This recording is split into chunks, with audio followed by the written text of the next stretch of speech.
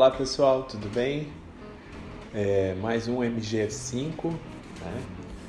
Obrigado por acompanhar aí. Feliz ano novo a todos vocês. Espero que tenham tido um Feliz Natal, né? Uma boa virada e vamos construir um próspero ano novo, não é verdade?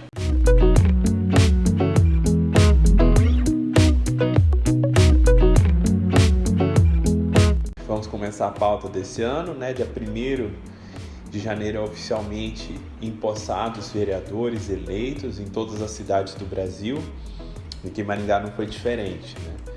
Então os vereadores foram empossados, né? E logo em seguida os vereadores dão a posse para o prefeito, né? Ulisses Maia já aproveitou e já lançou vídeos que vai fazer várias obras em Maringá, que já conseguiu um aporte, parece que de 25 milhões junto à Caixa Econômica para construir um centro de eventos naquela área onde fica aquele pináculo. Vamos ver o que vai dar, né? O próprio vereador Sidney Telles já avisou na legislatura ano passado que a prefeitura não teria dinheiro suficiente para cobrir os custos. Vamos ver o que vai acontecer, né? Ele teria muito pouco no orçamento para investimento, mas ele já está previsto, parece que emborrachamento, pista do Buracão, de outros parques, inclusive parece que até a da Vila Olímpica. Vamos ver de onde vai sair tanto dinheiro, né? Depois da sessão de posse, que foi no sábado, dia 1º, para hoje, dia 4, foi convocada uma sessão extraordinária para eleger os presidentes, secretários, né, da Câmara Municipal. E o Mário Sokawa foi votado como novamente presidente. Ele já é presidente da casa há 4 anos, né? Lembrando que o mandato é de 2 em 2 anos, então ele já ganhou 2 eleições, né? Essa foi a 3ª eleição. E o Flávio Mantovani não conseguiu articular uma chapa para fazer frente com o Mário Sokawa. Ele conseguiu apenas o voto do vereador Rafael Rosa, né? Ele e o Rafael Rosa votaram nele mesmo, foram 2 votos. Ou seja, não conseguiu articular, mesmo sendo o vereador mais votado, né, com 6.400 votos, ele não conseguiu apoio suficiente dentro da Câmara para conseguir fazer frente a essa turma do vereador Mário Sokawa, que conseguiu eleger todos os, né, o vice-presidente, que foi o Mário Verri, né, do PT, ou seja, na ausência do prefeito e do presidente da Câmara, é o Mário Verri que vira prefeito. Então é importante esse cargo. Primeiro secretário, segundo secretário, terceiro secretário, todos esses cargos foram preenchidos por esse bloco. Infelizmente, os que entraram, os novatos, não conseguiram, junto com o Flávio Mantovani ou bloco, para poder compor esses cargos, né, de diretoria na Câmara, mas é isso que aconteceu. Foi convocada uma outra sessão para definir as comissões de Constituição e Justiça, de Finanças e Orçamento, de Políticas Gerais, de Direitos Humanos, etc. Praticamente foram os mesmos nomes, né, que foram colocados ali. E dá para perceber que o Flávio Mantovani perdeu um pouco de espaço na Câmara. Ele era um forte aliado do prefeito e ele era o presidente da Comissão de Justiça. É a comissão mais importante, porque todos os processos, todos os projetos de lei têm que passar por ela, né, para ser aprovado, e ele perdeu esse posto importante. Então parece que Flávio Mantovani, ele quis fazer uma frente ali, uma oposição, ou medir forças com o atual comando da casa e do prefeito, né? E não conseguiu, né? Porque os outros vereadores, por unanimidade, conseguiram eleger praticamente todos os cargos. Infelizmente vamos ter os mesmos resultados. Até estava vendo uma das últimas sessões do ano, onde foi falado que não nessa legislatura, mas na última, tivemos apenas 3 vereadores reeleitos, e nessa nós tivemos 8. Então infelizmente eu acho que a gente vai ter mais do mesmo, muito mais do mesmo. Então assim, não tem muito o que esperar. Partindo mais para a pauta estadual, o Novo, ele fez 2 cadeiras de Curitiba, né? Foi a Indiara Barbosa e a Amália Tortato. Elas conseguiram ser eleitas em Curitiba vereadoras. Inclusive a Indiara foi a mais votada e causou todo um burburinho, né? Inclusive aqui outros candidatos também tiveram que justificar seus votos. Por exemplo, Cris Lauer, que uma ferrenha opositora ao PT, né? E ela acabou votando a vice-presidente no Mário Verri, que é do PT. Ela foi questionada, assim como a própria Indiara Barbosa e a Amália votaram numa candidata do PT em Curitiba.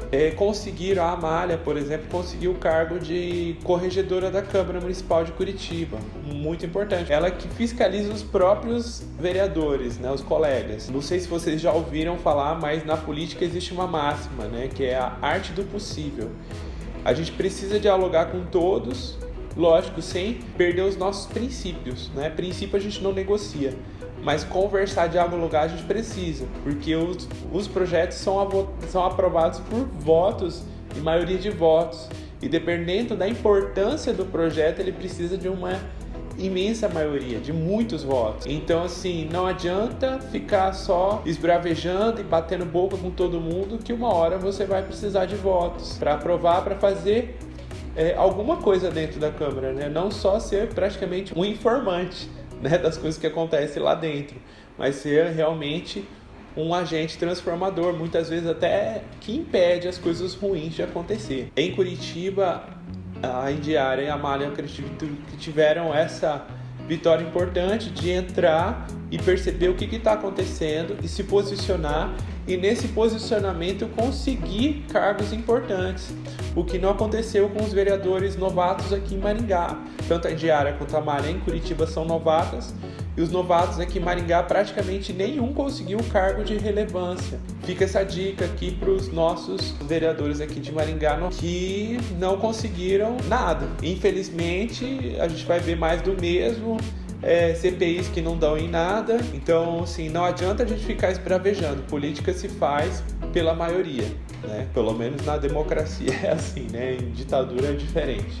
E acredito que a gente não deseja isso novamente para o nosso país, para o nosso povo, não é mesmo? Pulando um pouco pauta nacional, eu quero levantar 3 tópicos importantes, né? Primeiro foi o Alcolumbre, que ao apagar das luzes de 2020, ele decidiu simplesmente engavetar 16 processos de impeachment contra os ministros do STF. Ele decidiu ali que nenhum tinha algo de relevante, que isso não era relevante para a nação. Falando em STF, o nosso tribunal desejou mais uma vez conseguir prioridade, agora foi com o Butantan, mas o Butantan não deu privilégio para o STF na questão da vacina. Eles primeiro tinham tentado com a Fiocruz deu uma invertida neles, e agora eles tentaram o Butantan, que também não deu prioridade. E falando em vacina, né, um assunto puxa o outro, a Anvisa deu autorização para que fossem importadas vacinas daquele consórcio da Oxford,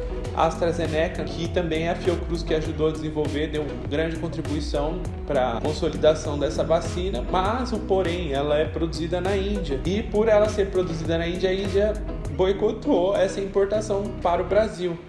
Mas eles estão tentando negociar isso daí, porque parece que já havia sido reservada uma quantidade de vacinas, e o Brasil quer 2 milhões de doses, né? Essas doses estejam em solo nacional, e a farmacêutica diz que já havia sido reservada essas 2 milhões para vendas, né, para outros países. Vamos ver o que desenrola, vamos ver se chega vacina no Brasil, né? Porque segundo o Butantan, eles já têm em torno de 10 milhões de doses da Coronavac. Mas a Coronavac ainda tem um problema, porque ela tem essa questão dos dados que não foram consolidados ainda, né? Que a ciência ainda não foi exposta. Então vamos ver o que a ciência diz da Coronavac aí. E só para fechar aqui rapidinho, na Argentina foi aprovado o aborto, ou seja, a Argentina vive uma crise absurda financeira, né? Uma crise ainda na pandemia, que ainda tem muitos casos, muitas mortes, e eles querem aprovar uma questão totalmente fora de contexto, né, que é o aborto. Aí fizeram imensas aglomerações e passeatas para comemorar esse tipo de projeto. Então, assim, para ver como que os nossos vizinhos estão perdidos. Deus tenha misericórdia dessas crianças. Enquanto tem uns que estão tentando salvar vidas, tem uns aprovando medidas para matar inocentes. E como eu acredito na liberdade, né? É lógico que eu quero que as mulheres tenham liberdade, mas elas têm liberdade para usar preservativo, para usar outros métodos anticoncepcionais. E quando elas decidem abortar, na verdade, elas estão tirando o direito à vida, a liberdade à vida de uma criança. E nessa situação, quem deve ser priorizado é a criança, porque ela é indefesa, ela não tem condições de defender. Uma outra questão é o Trump, né? A eleição americana ainda está em aberto. A eleição americana não é como no Brasil, que ela é decidida por votos e a maioria venceu. Não. Ela tem o colegiado, tem os delegados, e ainda se ela for questionada no Congresso, dia 6 agora, ela é feita uma eleição dentro da Câmara dos Deputados. Então, assim, tem muita água para rolar ainda. O Trump pode ser eleito. Então, a gente precisa estar atento, porque as eleições americanas definem muito do que a gente vive. Beleza? Então, eu peço você que me acompanhou até agora, dá um curtir aí, comenta, compartilha, isso é muito importante, beleza? Vamos construir um ótimo 2021, beleza? Um abração, muito obrigado por tudo. Falou!